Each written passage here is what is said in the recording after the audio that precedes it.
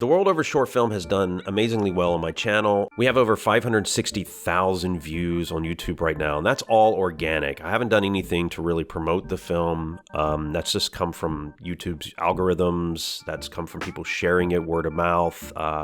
TikTok. In fact, we've had reaction videos on TikTok that have been really exceptionally amazing.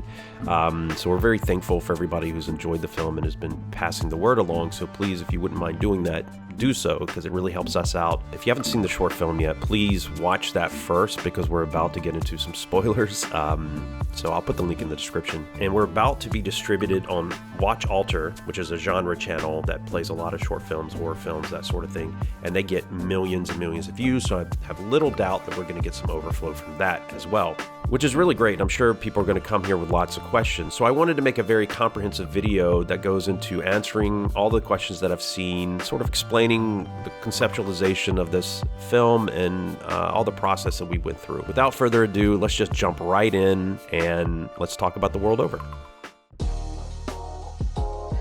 The original script idea was called Refrain. It was a short story, it was shorter than The World Over, and it had Cass and Jules. It had a lot of similar themes, and it wasn't about the multiverse at all. It was about time travel. When the story was an infinite loop that started the way it ended, kind of falls into the idea of the Nietzschean eternal recurrence, and that was some of the themes that I was playing with. The time travel was caused by playing this musical sequence called saudade. It's a Portuguese word that means like wistful longing for someone. So it was a perfectly fine story, but it just thematically, story-wise, it was just something that wasn't there yet. And I wasn't quite sure what it was. And so I was just thinking on it, doing rewrites. And then one day I was brushing my teeth and I was looking in the mirror. And you know, when you look into a mirror, it's like looking into a portal, and there looks like, you know, obviously a mirrored reflection of the room that you're in. And I wondered, wow, what it would be like to be on that side. When I leave the bathroom, does this person go off and live their life or whatever? And what's that like? This idea of different universes comes into my head, and I'm thinking, oh, well, what if we take that story, that short story I'm working on, and apply it to the multiverse, and everything just kind of clicked into place at that point. One of the concepts I wanted to explore in The World Over was the concept of the uncanny. And that's the psychological dissonance that you feel from something that looks familiar, yet is also somewhat unfamiliar, or vice versa. You could see something unfamiliar and see something familiar in it. Freud actually defines it as the frightening things that lead us back to what is known and familiar. The most popular example that we talk about today is the uncanny valley, which is when you have these non-human things, mostly robots or whatever, that resemble humans. And the more they resemble a human, the creepier they become. Freud goes on to further define what the uncanny is: doubling, twins, doppelgangers, mirror reflections, repetition, things that are repetitive, such as recurring symbols, recurring numbers, because your subconscious is trying to piece together what they mean.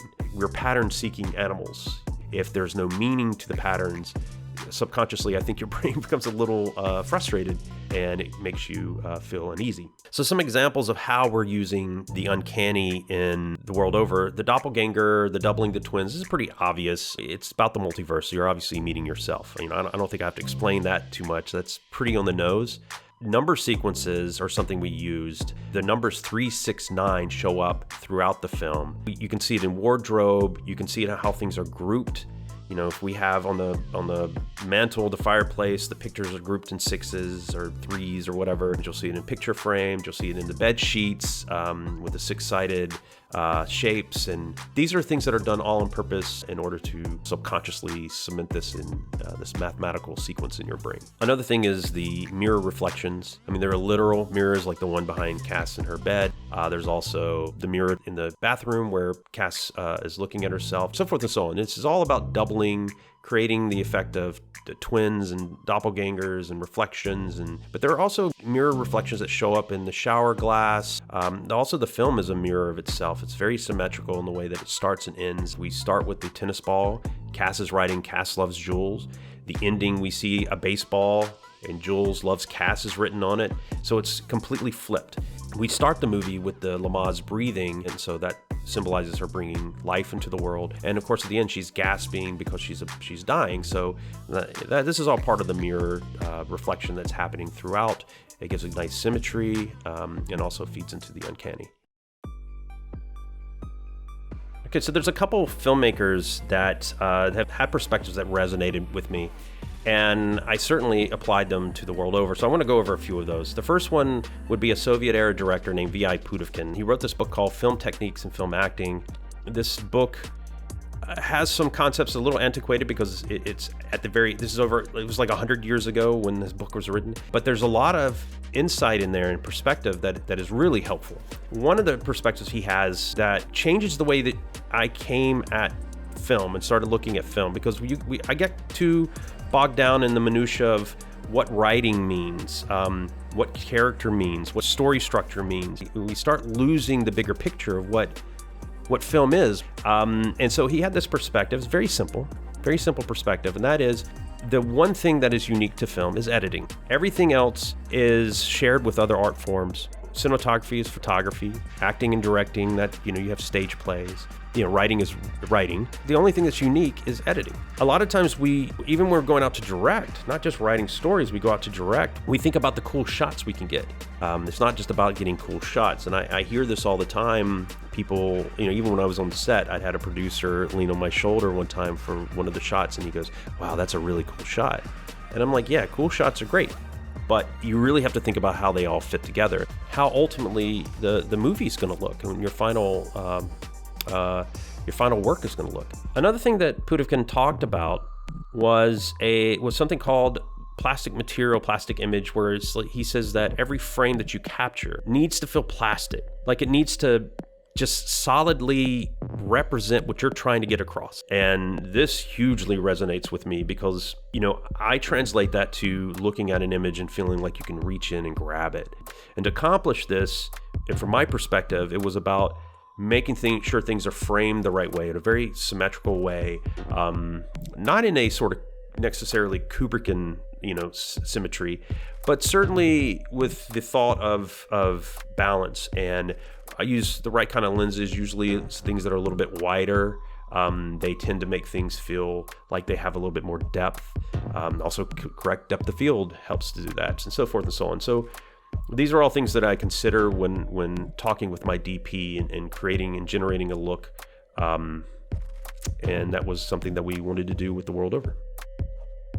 And then finally, the next one is Hitchcock. He said one time he likes to put at a minimum, three really memorable shots into his film. And I don't even remember where I heard this. It was some interview or I read it somewhere. I tried to find it online. I couldn't find it. And a good example of this would be in The Birds, where you have that high angle shot of the gas station and it's on fire. It's a big matte painting and all that. So it's a very dynamic shot, very memorable shot from the film. Shots are one thing. I like to think of it as putting three sequences of 3 moments into the film that are very memorable. So when I'm writing a story, I think about those. I say, what are these big moments that are happening and sequences that are happening that people are going to remember? And I know in The World Over, the one that everybody remembers is the knife going into the pregnant belly, but that's not even what I'm talking about. That's more shocking. We withheld a lot of the violence until we get to the very end, and then we finally hit you with something very visceral. The 3 in the short that I thought of when I was writing this as being the 3 big hallmarks, the 3 big scenes. The first time happens around 5 minutes, 30 seconds in. It's when Cass sees herself for the first time. That entire sequence of her pacing until she goes up to the door and pokes her head in and then sees herself, all that was carefully storyboarded. And a lot of those shots were shot with motion control camera, which is basically a camera rig that records all your camera movements, so that you can record them the same each time. You can actually redo the same camera movement, and it's good for visual effects if you're shooting plates. All of that is one sequence that works together, and the way we shot it, to me, feels very plastic, and it also carefully considers the editing, how those shots are all going to fit together. Jules?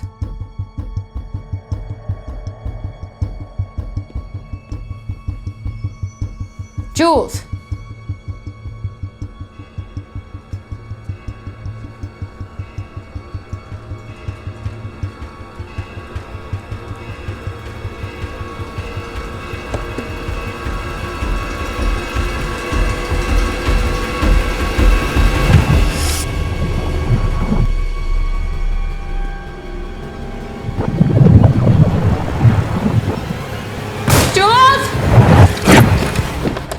second sequence is around 8 minutes and 30 seconds into the movie. This is where Cass is walking through the portal, and the camera actually tracks in front of her and leads her through the portal. This was important to show what it's like to pass through the portal, how the universes change as you pass through. And if you pay attention to the color, the lighting, the quality of the set dressing, everything changes fairly drastically. It becomes a little bit more saturated.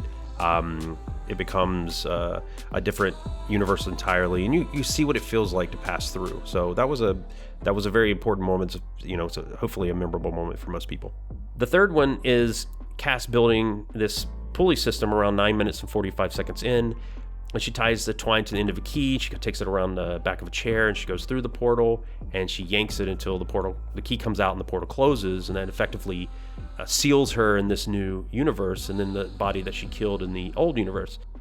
This is an important system because it sets up certain rules. Like, this rule is that she can go through the portal and close it behind her.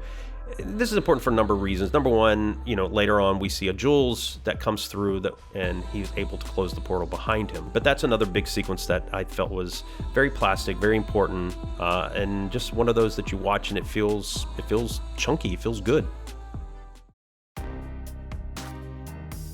We had a physical key, and we also had a CGI version of the key that we would use. Like, there's a scene where Tess Granfield's character Cass goes down into the basement. She lifts up this paint can, and underneath this key just kind of shimmies a little bit. That was completely a CGI key, and when she picks it up, that's CGI. When she sets it back down, that's also CGI. In fact, what we had there was just little orange pieces of tape, and the visual effects, one of the visual effects guy loved the fact that he had to key out all the orange tape. This was actually shot in Los Angeles in a 1920s apartment building. So obviously we didn't have the money to build a set. The door frame where the portal exists is actually a real door frame underneath a fake facade. We actually built this fake door frame to go in there.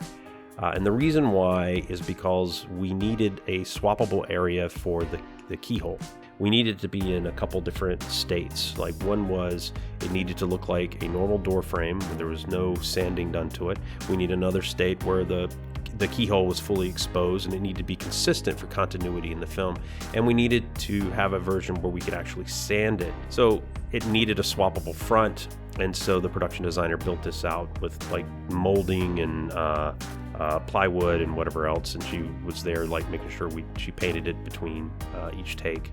The actual keyhole itself didn't have any workable moving parts inside of it. I needed something to be in there so that when you turn it, it would stay in place. So I worked with a production designer, Emily, and she and my wife at the time, who was working as a producer on this, came up with the idea of getting a magic eraser, which is the Mr. Clean magic eraser foamy thing that cleans your walls. And they put a little piece inside and glued it into place inside the keyhole so that somehow it worked. I don't know how, but the key would go in and you could turn it and it would stick in place, and it looked real. All you had to do was add a clunky sound effect and it sounded like a real key turning. This was a challenging scene because it was the actress acting across from herself with dialogue. What I love about this scene too is that we worked it out with the camera, so that the camera was constantly booming up on our main cast and then booming down on the kitchen cast, so that there was a power disparity between them that happens throughout the conversation as the kitchen cast starts unloading all this torrent of abuse on her and telling her that she's basically never going to see her Jules again. But what was really challenging about this one, Tess really had nobody else she was not acting across from anybody. I mean, there was we had a big Panavision, or we had a Red Epic 5K camera with all the Panavision lenses and everything that goes around it, and the dolly with the slider head. I mean, it was just so much stuff that I couldn't even be in the kitchen with them. I had to be out in the hallway by the monitor, so it was almost impossible to really give her good direction. We had her body double reading lines from like the floor or something like that. Really, this scene alone shows you how amazing of an actress Tess Granfield is, because she is knocking it out of the park, and she has absolutely nothing to act across. And this is the biggest nightmare of any actor. I mean, they come into a scene like this is frustrating for them. This is not what you want for them. You want them to, you want them to have something to play off of, so they give you a performance where they feel also authentic about what they're giving. And unfortunately, because of just logistically how this whole scene was laid out, we just couldn't give that to her. Where's Jules? Hey, what the Where the fuck is he? Soccer practice. He hates soccer. No, he doesn't. God, why the f do you keep coming through the door? How would you even know? I don't understand how you guys are so goddamn stupid. Why would you not seal that keyhole like we did? What? You're not the first one of me that I've ever come across that's looking for her Jules. Every single time that you open the door, you're gonna go to a different place, and every different place has a different me and Jules. It's the best way I can describe it to you. He's not f***ing here, all right? He's somewhere else. So you can please leave and shut your f***ing door behind you. There's nothing left for me over there. One of the most challenging shots in the film was the toilet paper scene, and also the baseball falling into place and the key going into the vent both times. And those were 4 fairly complicated shots that we had to get right on set. And so, you can say what you will about working with people and getting, what you need out of organizing big groups of people, but people ultimately can be communicated with and can accomplish what you're asking them to accomplish. What you can't do is change the laws of physics. So for the toilet paper scene, we bought these big packages of cheap toilet paper because we're like, we're gonna shoot so much of this, we'll just have cheap paper so it's not a big loss. We start trying to throw it and we realize something. It's like single ply. We had Scott Tissue was one brand we got, and then we got some other cheap brand from, I don't know, some cheap generic brand. Both of those were terrible. They would break. We needed something with a little bit more strength to it. We had to buy a big thing of Charmin. We had to weight it. We had to put weight inside the center for the shot where it bounced through the door. We had a hard time getting it to go perfectly. I mean, it looks easier when you're watching the movie, but this took, I would say, at least an hour to get the shot right, and that's a lot of time when you're on set.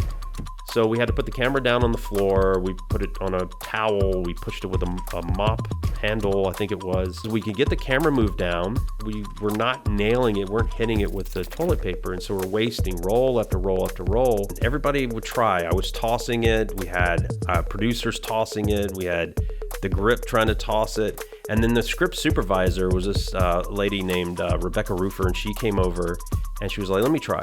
And she nailed it her first time. Consistently, she would nail it almost every time. That's the reason why we were able to get the shot and look as good as it did, because she just had the knack for lining it up and tossing it.